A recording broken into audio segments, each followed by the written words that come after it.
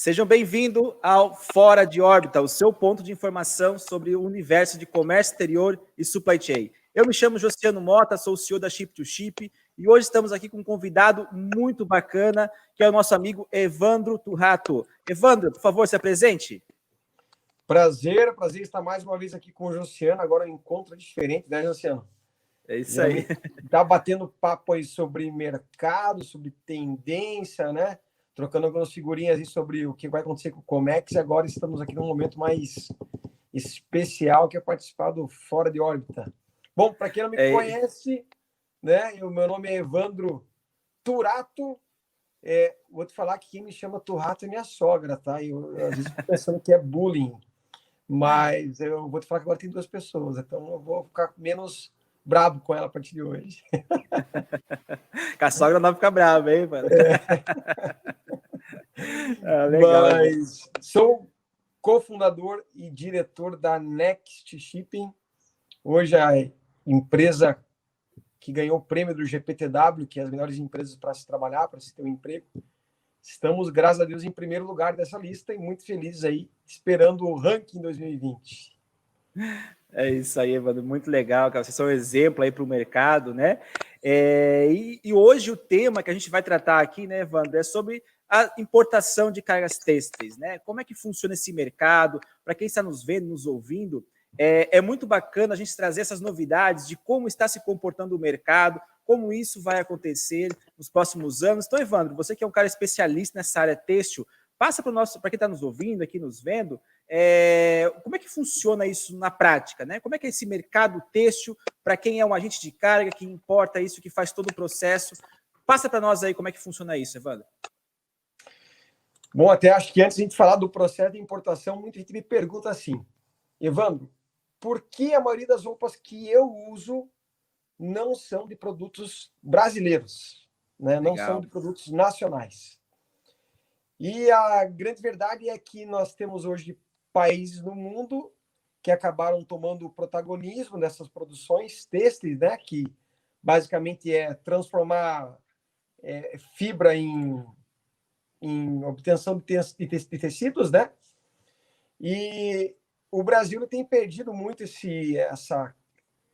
nunca foi protagonista, né? Mas estava um dia brigando por isso, era um dos coadjuvantes ali junto com Itália, junto com a própria Estados Unidos, a própria Turquia, mas hoje nós temos aí um grande protagonista, que é o mercado asiático, né, especialmente o chinês, que trouxe competitividade no preço, qualidade, tecnologia e, lógico, muito incentivo dos governos locais.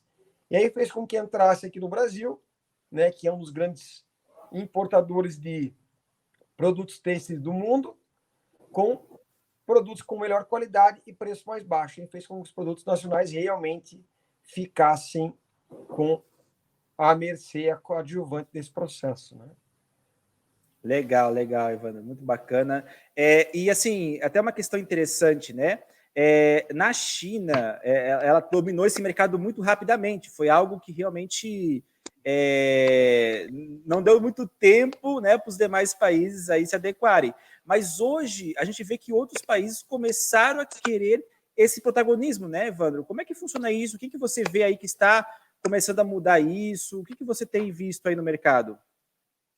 Bom, talvez para quem não sabe, né, a China hoje ela detém mais de 50% da produção internacional mundial de têxtil, né, de produtos têxteis. Bastante coisa, né? Bastante coisa. Só que existem países de baixo custo no Sudeste Asiático que têm buscado melhorar a posição delas na participação dessa comercialização de tecidos, né? Que são países aí como o Paquistão, como o Vietnã, como o Bangladesh, só que ainda muito timidamente, tá? Só que dentro desses países do Sudeste Asiático que estão coadjuvantes no processo, existe um que chama bastante atenção, que chama-se Índia, tá? E ela tem ganhado mais fôlego, tem ganho fôlego nesse processo todo de busca por aprimoramentos da tecnologia na produção, tem ganho fôlego com a produção em escala maior do que ela fazia no passado, tanto que no último ano de 2019 ela acabou ganhando 3 posições e está já entre os principais produtores têxteis do mundo, né? Então, acho que todo mundo assim tem que olhar muito mesmo para os países do Sudeste Asiático, especialmente a Índia, pois ela deve sim, não sei se em 5 ou se em 10, mas acho que nesse período, talvez até menos que 10 anos, ela deve se encontrar aí brigando aí por uma boa fatia de mercado junto com a China. Legal. Oi, Evandro, me diz uma coisa. Como você comentou aqui no começo, a China tem muito incentivo do governo, né? Tem aquelas questões todas que realmente ajudam as empresas a evoluir muito rápido. A Índia também está com esse tipo de pensamento, ou é algo realmente mais das empresas, mão de obra mais barata, a produção é mais barata? O que é que faz a Índia crescer tão rápido assim nesse ponto? Primeiro, o que acontece, acho que ao contrário do que acontece com a Índia, é o que acontece com a China.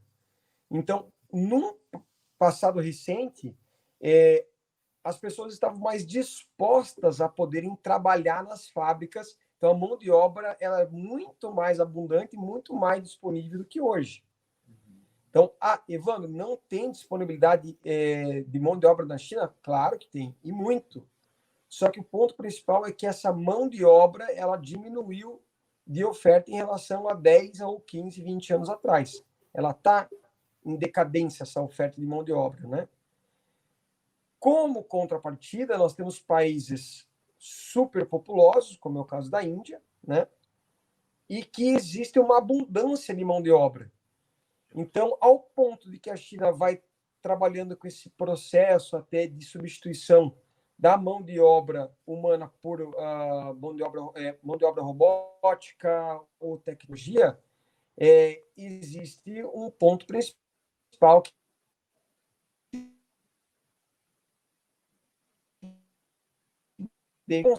muitas vezes produzir, né, de forma tão rápida quanto na China, só que muitas vezes dependendo do produto com competitividade. Então, eu tenho certeza absoluta que o governo indiano deve sim olhar mais para esse mercado, no acordo com que a China vá perdendo competitividade com o passar dos próximos anos, e deva fazer sim o mesmo protagonismo que o governo chinês fez, porque o governo chinês, o que ele fez?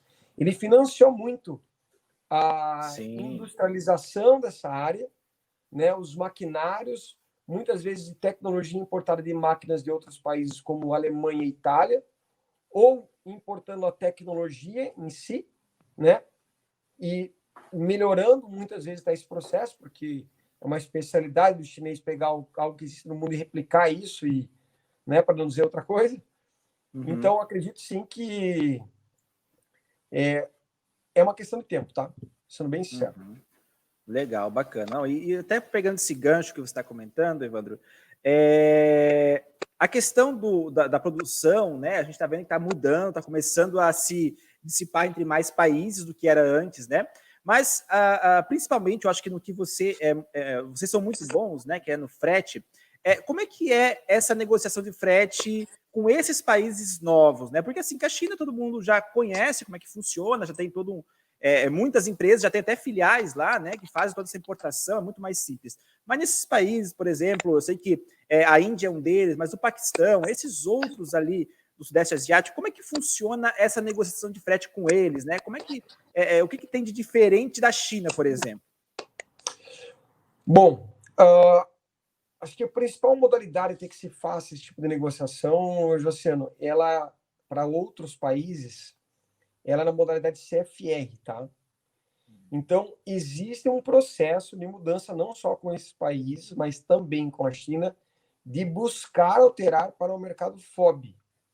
Então, até já puxando um gancho para o mercado têxtil, ele é um mercado bastante peculiar quando se fala em formas de negociação, porque quando você compra um produto que não seja têxtil, geralmente a trade que faz a venda desse produto ou a própria fábrica que você compra direto, eles não prestam assessoria do processo de importação. E no caso do tecido, né, do fio, da malha, no Brasil existe uma estrutura muito embasada em cima dos representantes dos exportadores do Brasil, que são as tradings, que fazem toda a intermediação. Então, elas acabam comprando de fábricas e tornam-se exportadores, né, desse produto e acabam também fornecendo assessoria e também o benefício fiscal. Então, é muito, muito comum a trading que representa o shipper também oferecer essas assessorias adjacentes, né, de serviço de importação. E aí, respondendo a tua pergunta do negócio do frete, é aí que entra a diferença. Então, essas trades acabam se responsabilizando por negociar os fretes, eles acabam sendo os nossos clientes, e não muitas vezes o cliente final, lá de repente a CIA ou a Renner. O nosso cliente está uma cadeia antes. Para, dependendo do produto, muitas vezes uma cadeia antes, tá? Entendi. Mas aí, eu vejo muitas empresas que fazem essa questão CFR, né? Isso também chega a ser um problema em alguns casos, né, Evandro? Pela questão da qualidade do serviço, né? Porque, das vezes, quando, por exemplo, lá fora o shipper fecha um frete, muitas vezes ele vai ter um agente aqui no destino um pouco complicado, né? Por exemplo, o último a saber é o cara que está importando, né? Vai chegar aqui, um frete CFR, quem é o agente de carga representante desse cara no Brasil? Vai encontrar, o cara tá lá longe, nem sabe quem é, e aí vem aquelas taxinhas a mais, aquela questão toda, que pegou o frete barato lá, e aqui no destino o cara vai ter que se virar para resolver isso, né? Por que as empresas acabam optando por fazer esse CFR diretamente com o shipper? Porque, assim, ela não pode mudar isso, Evandro? Acho que ela não conseguiria colocar, por exemplo, o FOB para fazer isso, para ter essa qualidade do frete? Poderia. Existe primeiro uma questão de negociação, porque o fio é comprado em quilo, e o frete faz parte da composição do produto, né, do serviço de intermediação, né, que teria o lucro envolvido, e o frete. Então, o pessoal fala, poxa, vou pagar 1,20 de dólar por quilo. Né? Ou seja, quando eu tenho um container que geralmente é 21 mil, 22 mil, 20 mil quilos, eu tenho que multiplicar 0,20, 0,25, 0,22, dependendo da negociação, com o peso do container para obter o frete. Então, quando eles falam para você, poxa, o meu preço do quilo está 1,20, ele já está embutido o frete. E aí fica mais fácil para as trades poderem fazer, né, toda a parte de assessoria e negociação. Mas o que acontece? Nem todos os casos vêm na mão de trading, né? E aí sim tem essas surpresas, como tu está comentando, de chegarem para parceiros do Brasil que você não tem muito contato, né, para prestadores que você não tem muita afinidade, e aí faz com que você tenha problemas até de comunicação, para liberação e entre outros problemas muito comuns, que a gente já sabe, né? Legal, isso mesmo, bacana, muito legal, Evandro. E me diz uma coisa, quanto ao frete dessas cargas, né, têxtil, a gente sabe que tem que ter um cuidado. Uma vez eu já acompanhei algumas importações bem diferentes de cargas têxteis, que eram cargas, na verdade, containers cabideiros. Eu acho que você já deve ter feito bastante isso. Terno. Isso, terno, roupas, mas é muito engraçado que a gente abriu o container na época, eu trabalhava junto com o Porto aqui, e aí eu olhei aqueles containers e falei, mas nunca vi esse container, cara, que coisa diferente isso aqui, né? E tinha todo um cuidado, tudo bem embalado, bem arrumado. Isso é bem comum, assim, Evandro? Isso é uma coisa que tem muito, porque eu nunca mais vi falar sobre isso. Não é comum, não é. É longe de ser comum, tá? Ah, legal. Vou te falar que lá por 2013, 2014, eu vi bastante importação, até porque o dólar era benéfico para esse tipo de processo. Muita importação de terno lá para 2014, 13, 12. Mas vou te falar que nos últimos anos, eu particularmente, não recebi nenhuma demanda nos últimos 5 anos de container cabideiro. E também não ouvi ninguém falar sobre isso. E o que eu percebi é muito mais que existe uma alteração cultural na demanda pelo produto. Porque você pode ver que as pessoas hoje elas usam menos social, mais do que nunca agora com a pandemia, né, com a situação da pandemia, né, você tem quebrado os paradigmas sobre veste, sobre a metodologia 4.0 de gestão, que as pessoas falam que você tem que ser quinto independente da forma que você vista. Então, eu tenho olhado até para o nosso, não só o nosso mercado, mas de uma forma geral, uma mudança comportamental de consumo. E acredito que responda também um pouco mais, poxa, por que não tem inúmeras empresas que estão especializadas em fazer ternos. Eu te pergunto, qual foi a última vez que você usou um terno, Luciano? Casamento. Foi no casamento, cara. Não usei antes. E quantas vezes tu usa teu terno de casamento? Só? Umas 2 vezes no máximo. Uma vez ali. Então as pessoas não... isso mesmo. Agora perguntar quantas camisas polos tu comprou, quantas camisas exatamente. Né, normais tu comprou. Poxa, tem amigos meus que têm 100 camisetas, 200, 300 no armário. Então é isso que dá volume. Então eu acho que responde muito a questão mesmo, não só de viabilidade, mas até de demanda mesmo desse tipo de produto. Legal, bacana. É uma curiosidade minha, na verdade, essa, tá, Evandro? Porque eu vi alguns conteúdos, um te abriu e tudo mais, mas depois eu não ouvi falar mais sobre isso, então respondeu bem a minha pergunta, que é justamente que essa mudança cultural que está acontecendo nesse setor, né? Evandro, uma coisa legal até da gente conversar aqui, muitas vezes, quando se pergunta para um agente de carga, o que você faz, né, de melhor? Eu faço tudo, eu importo químico, têxtil, alimentício, farmacêutico, eu sou bom em tudo, né? Mas, na verdade, a gente sabe que para alguns tipos de produtos específicos é necessário ter um cuidado especial para aquilo ali.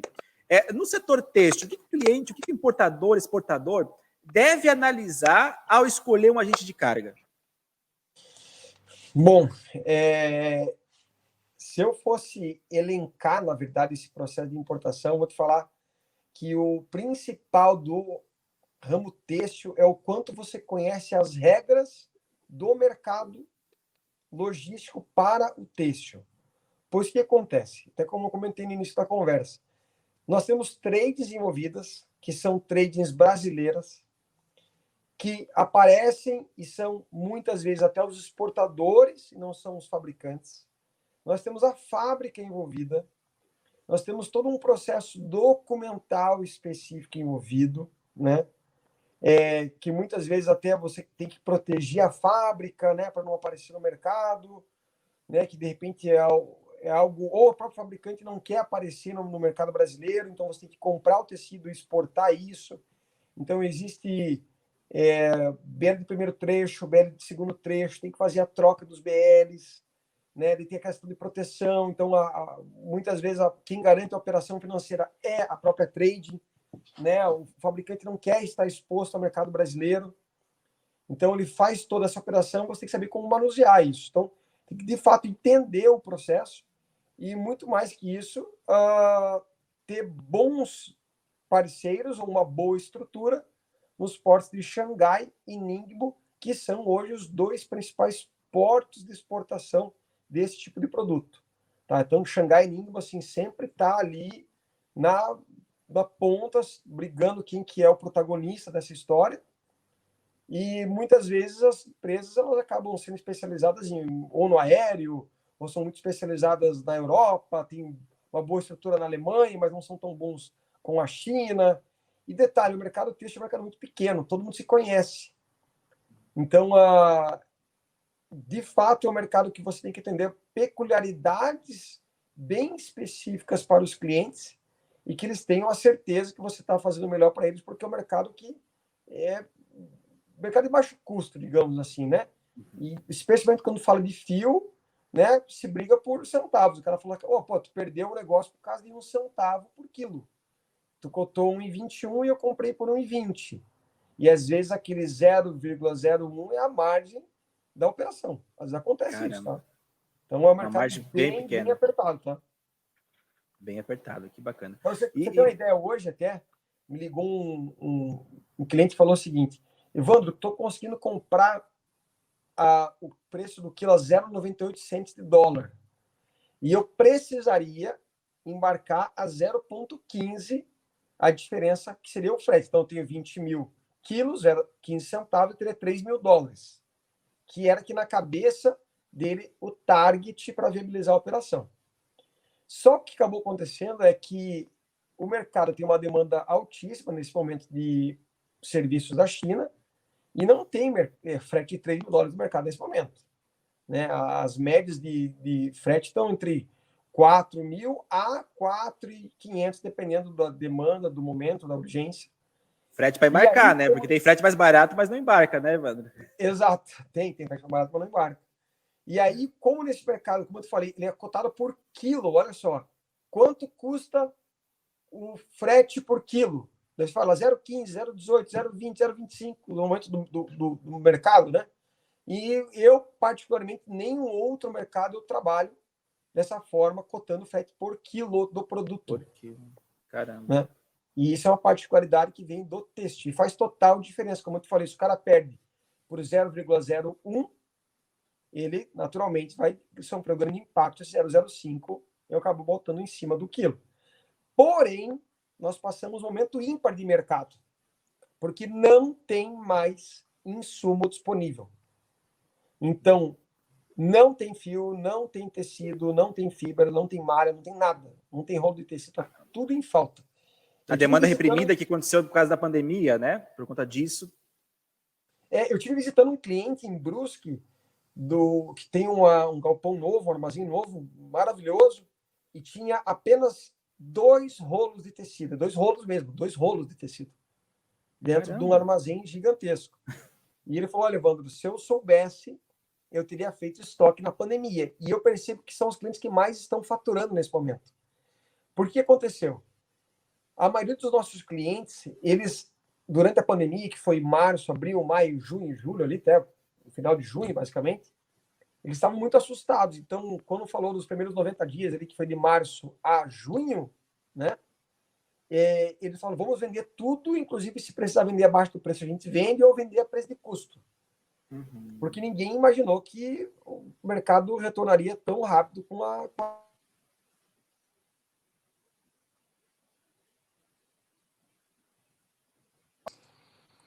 José? Oi, agora sim. Deu uma travadinha aqui. Voltou lá, entrou uma ligação. Depois tu corta. Beleza. Então, eu percebi que os clientes, eles estavam muito desesperados por fazer caixa para manter a empresa e não ter estoque. Só que eu tive uma pequena parcela que falou assim: não, eu vou botar o pé no acelerador, eu vou comprar mais tecido, vou comprar mais fio, eu vou me estocar. E como a fábrica lá fora não estava vendendo, ela também vendeu a um preço muito baixo, muito, muito baixo. Então ela falou: não, tira daqui isso aqui, porque quem queria comprar não vai comprar mais, porque não era o Brasil que estava em crise, era o mundo que estava em crise. Então o comprador europeu, o comprador americano, ele também não estava mais assumindo aquele pedido de compra que ele fez no início do ano. E aí as fábricas na Ásia estavam com muito produto disponível. E aí eu comecei a ouvir, eu mesmo ouvi preços de quilo que eu nunca tinha ouvido na minha vida, né? Poxa, eu estou comprando a 0,70, 0,80. Eu falei: meu Deus, faz quanto tempo que eu não vejo isso, né? Nesse nível. E eles compraram, estocaram, o frete estava $400, então o frete 10 vezes menor do que agora, 12 vezes menor do que agora, com o preço mais baixo, estocaram e guardaram o produto. Eu não vou vender nada até voltar. O que aconteceu? Veio ali agora julho, agosto, setembro, outubro, e a demanda simplesmente explodiu. E aí esses clientes que tinham estoque disponível, eles fizeram o preço que eles quiseram ou que o mercado nesse momento estava atuando. E era um mercado, muitas vezes, 50% maior do que eles pagaram, ou até mais, no valor do produto. E você ter uma margem dessa hoje não é comum, né? Ter 50% de margem do produto importado. Acontece em alguns tipos de produtos de valor agregado muito alto, mas não para o fio e para o tecido. E aí eles acabaram vendendo isso a um preço muito superior a que eles teriam vendido no passado e acabaram tendo uma receita maravilhosa, né? Então, eu falo, ser empresário, ser importador também é ser estratégico, saber o momento certo de comprar, saber o momento certo de poder embarcar, né? Às vezes segurar a onda, ter bastante estômago, igual investir na bolsa, né? Enquanto alguns estavam desesperados vendendo os estoques, eu tive clientes que estavam desesperados fazendo estoque. E esses foram os que se deram melhor. Mas você sabe, Evandro, que eu vi muito nessa época, a gente tem muita mentoria aqui, né, como startup que nós somos, e todos os mentores que a gente conversava diziam o seguinte: Oceano, não é hora de se apavorar, em breve vai voltar em dobro tudo isso que está acontecendo agora. Se você fala com os seus clientes aí, do químico, do ferro, por exemplo, tem ferro no mercado, construção civil, cara, 40, 50 dias para frente o pedido para você conseguir ferro para fazer construção nesse momento. 50%, 60% a mais do que... Exatamente, o preço bem maior. Então, eu falei com vários empresários nesse meio tempo e falaram, Luciano, eu estou pegando dinheiro emprestado do banco para fazer estoque. Eu vou pegar um monte de dinheiro emprestado porque eu quero fazer estoque. Não é para fluxo de caixa, é para fazer estoque, porque vai faltar produto no mercado, e isso é geral. Não deu outra. Chegou ali, como você falou, julho, agosto, setembro, virou uma loucura. Agora todo mundo correndo atrás. Aqueles que fizeram estoque, como você falou, estão vendo preço de ouro o produto e estão ganhando muito dinheiro, né? Tem um monte de empresa que hoje nem aceita mais pedido de representante para poder entregar o produto durante o ano de 2020 ou início de 2021. Tem empresas que desde agosto já não aceitam mais pedidos, né? Para coleção. Então, o que eu tenho até encontrado são fábricas que estão desesperadas porque não vão conseguir cumprir com as coleções, né? De outono e inverno, né? E primavera e verão. Mas, Evandro, e como é que vai estar? Não que você tenha uma bola de cristal e saiba disso, mas a gente sabe que o frete no momento está bem complicado, né? Como é que vai estar esse mundo do frete, principalmente na parte têxtil, como você falou, que trabalham com coleções, né? Para o ano que vem, os fretes normalmente são fechados próximos da data. Já tem cliente fazendo bid agora para o ano que vem inteiro. Como é que está esse mercado? Porque a gente sabe que está uma estabilidade muito grande, né? Na verdade, o mercado de bid ele tem diminuído bastante, né? Para quem não conhece, bid é o contrato a longo prazo, né? No passado era muito natural a maioria dos grandes importadores fazerem bid. Hoje em dia isso já não existe mais, né? Não existe mais, não existe, mas é muito pouco comparado ao que existia. Então o mercado tem se comportado muito mais pela demanda atual, ou seja, qual é a cotação desta quinzena. Porque o armador não está falando que vai garantir espaço ou preço, porque existiram, por exemplo, bids que foram fechados a $2.500 lá no início da pandemia até o final de dezembro. E os armadores não têm a obrigação de honrar com os espaços, eles têm a obrigação de honrar com a tarifa. Daí, em vez de falar que eles não honram com a tarifa, eles falam que não, beleza, que não está liberando espaço. Ou seja, ter a tarifa e não ter espaço é como não tê-la. Mesmo com o contrato, ele não honra. Com o contrato, não cumprem. Imagina, o mercado está pagando 4.000, 4.200, 4.300, e aí você entra com uma tarifa de 1.500, 2.000, 2.500, que foi fechada numa época que o mercado não imaginaria que chegaria a esse nível. O armador simplesmente fala, olha, esse contrato eu não vou honrar e ponto. Então, o grande importador, na verdade, ele está fazendo bid de 15 dias, 30 dias no máximo. Então, é mais ou menos por aí. Né? Ele toma um preço, mas é um preço para um tiro curto, digamos assim, né? 15, 30 dias, e no final ali faz de novo, vai fazendo todo mês isso, né? Tem muitos clientes, inclusive, que eram clientes que se comportavam muito pela briga do caso de $1, né? $10 para baixo, $50 para baixo, ou até menos, que hoje eles estão no momento de achar valor no processo. Ou seja, o que é o valor? O que eu entrego de solução, não preço, né? E aí, como está faltando container, está faltando espaço, e a fábrica às vezes realmente vai parar, ou está parada, ou está parando, essa fábrica com muitos funcionários, às vezes mais de 1.000, às vezes 500, ela custa milhões parada.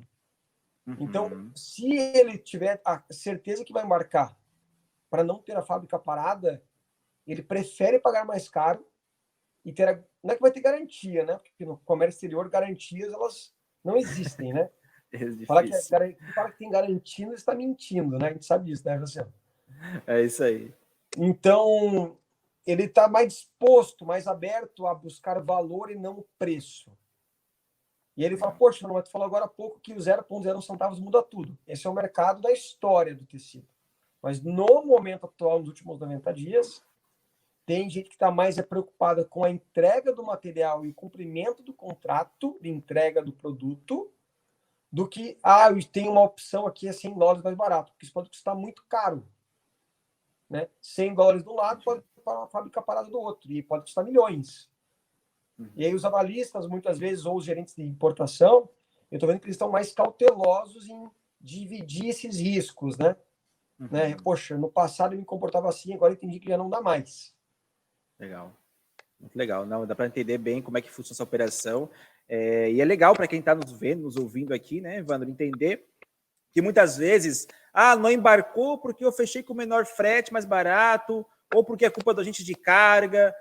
Sempre nesse momento pós-pandemia, onde a demanda está muito grande, tem que se entender também um pouco, o agente de carga tem que conhecer muito bem esse cliente também, né, Evandro, para entender a operação dele, a demanda específica dele, até para indicar muitas vezes, olha, se você quer uma coisa urgente, que é uma nova coleção, por exemplo, cara, vamos fazer uma parte aérea pelo menos, vamos tentar achar uma outra solução.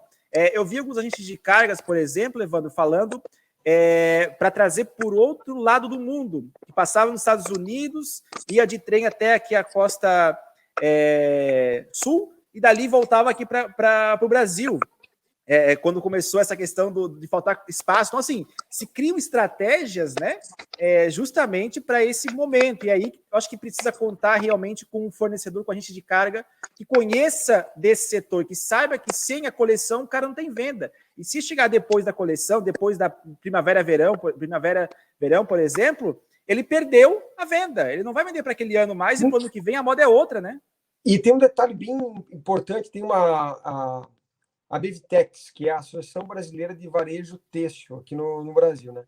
E ele reúne as principais redes de varejo do país, como C&A, Hering, Marisa, Renner, Riachuelo, Zara.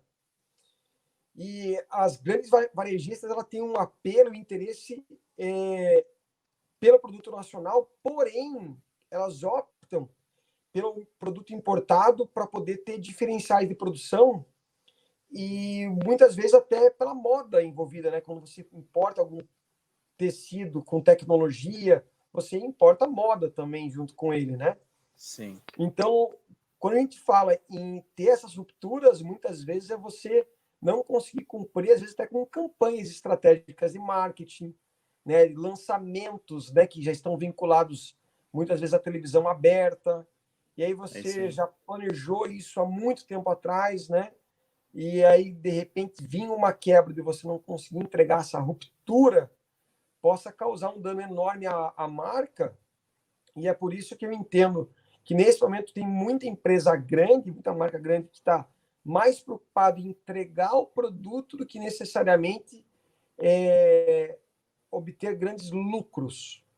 Porque para ela ter prejuízo de marca, né, ter algum posicionamento negativo na marca, é pior do que não entregar o produto. Então, imagina lá a Jelly Bündchen, que entregou, né, fez um acordo com a Riachuelo, e aí eles vão lançar um produto lá que vai ser um vestido floral para o verão, e aí aquele rolo de tecido que está lá na China, que não é produto acabado, estou dizendo, estou fazendo um caminho que pega o tecido, beneficia no Brasil com o tecido asiático, né? E aí tem tudo pago, o modelo está pago, são milhões investidos em marketing, em produção, em canal aberto, e aí vem no momento do lançamento e não tem o produto para entregar. E aí tem uma empresa aqui em Santa Catarina que ela atende esse tipo de demanda quando é uma demanda pontual. Então, o que ela faz? Vamos supor que a Riachuelo comprou o tecido, chegou a tempo, mas lá numa beiradinha do final do mês, faltaram 1.000 unidades do vestido. Então, essa empresa é especializada no Brasil a atender esse tipo de demanda e, logicamente, não se envolve mais o preço do produto, porque ele não vai fazer 1.000 vestidos rapidamente pelo preço que se importaria na China. Sim, então, ele cobra muito caro por isso.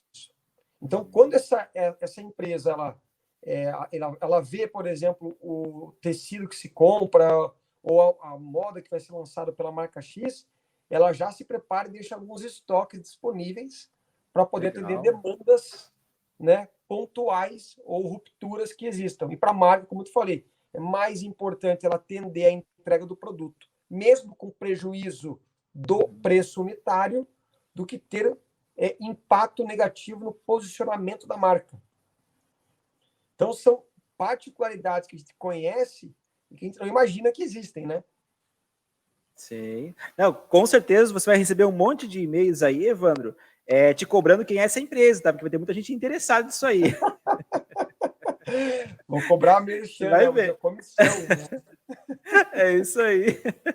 Evandro, vamos nos caminhando aqui para o final do nosso podcast, do nosso webinar, que nós começamos há mais de 3 meses aí, passando justamente essas novidades de comércio exterior, falando um pouco do que o mundo está, o que está acontecendo no mundo, né?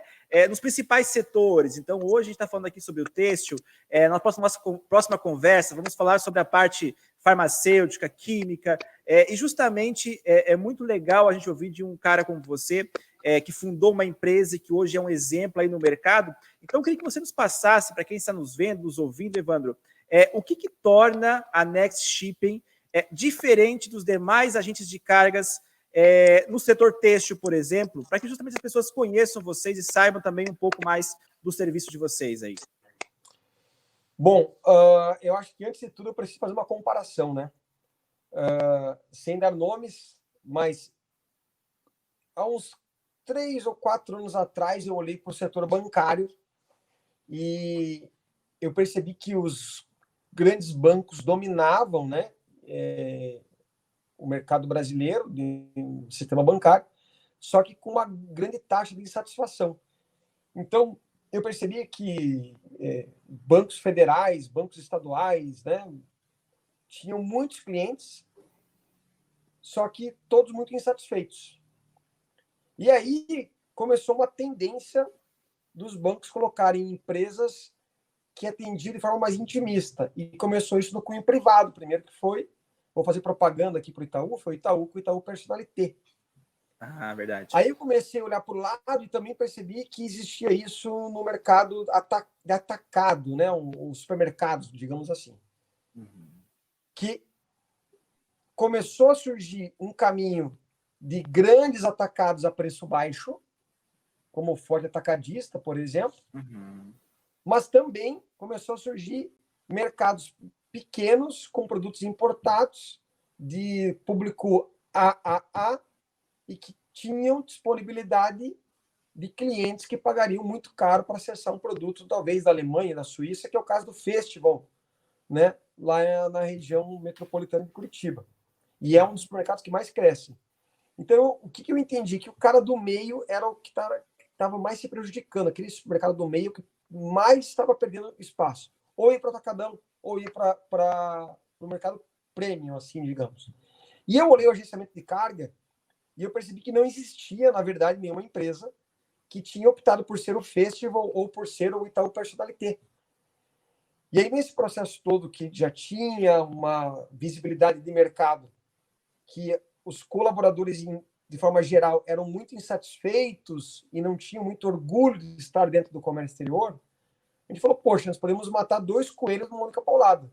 Nós sermos o agente personalité, né, com um trabalho intimista, com o cliente, trabalhando com demandas, às vezes, até muito além só do frete, como produtos tecnológicos, questões até de comunicação entre departamentos que não tem nada a ver com frete e que a gente já resolveu, né, instalando sistemas dentro de empresas importadoras que, poxa, mas tu vende frete porque tu instala um sistema de comunicação entre compras e importação, que muitas vezes é separado.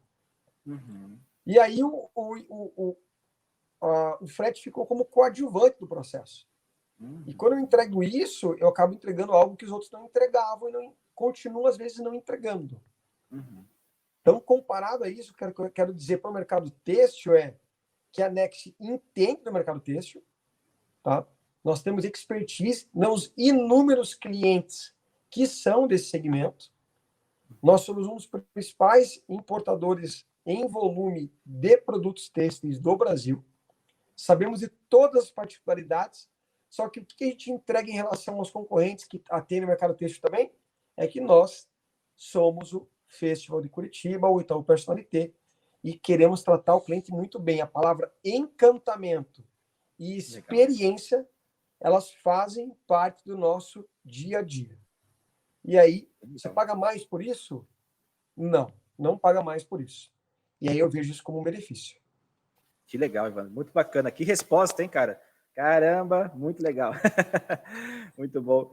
Evandro, obrigado mais uma vez, tá, por estar presente aqui com a gente. Nós justamente queremos, né, e estamos fazendo Fora de Órbita, para levar um pouco desses mercados que pouco se falam, né, eu vi a ideia de fazer esse webinar aqui surgiu justamente de não ver no mercado, como um todo, muitas conversas com agentes de cargas. Eu não vi as entrevistas, alguém falando sobre um assunto específico, e são vocês que conhecem muito mais do que qualquer pessoa, porque vocês têm vários tipos de clientes diferentes que atuam no mesmo segmento. Então, vocês sabem como funciona para cada um. E é vocês que podem dar diretrizes, né, de como isso vai acontecer nos próximos anos.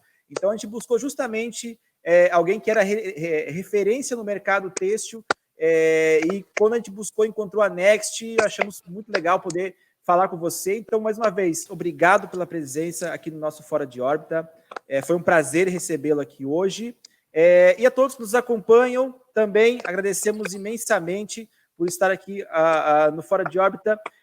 Fique ligado nas nossas redes sociais, nosso site. Em breve, novidades, novos assuntos, novos webinars. Um grande abraço a todo mundo e nos vemos em breve. Grande abraço, obrigado aí por todos.